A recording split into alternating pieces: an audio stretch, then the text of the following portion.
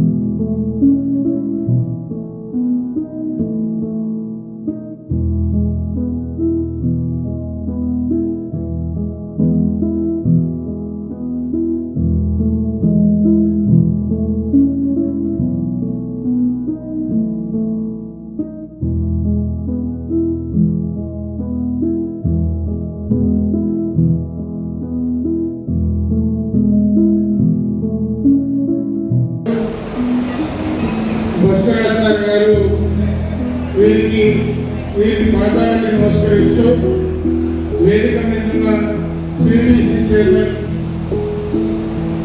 ఈ ఆలోచన ఎవరి మొదలు పుట్టిందో కానీ 44 సంవత్సరాల తర్వాత ఒక మేలు కలిగ అందరినీ కలపాలన్న ఒక మంచి ఆలోచన. మరి ఈ ఆలోచనకి నేను హృదయపూర్వకంగా వారికి ధన్యవాదాలు తెలియజేస్తున్నా.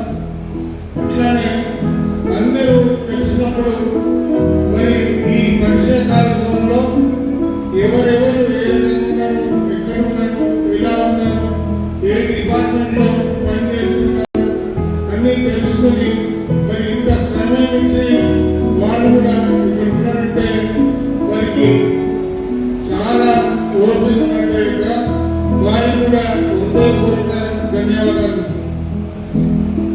మనం జీవితంలో 30 సంవత్సరాల వరకు ఎంత ఎంజాయ్ చేస్తామో మరి 30 సంవత్సరాల తర్వాత మరి కాలం విలువ అప్పటి నుంచి తెలిసి మరి అన్ని గుర్తుకొస్తాయి.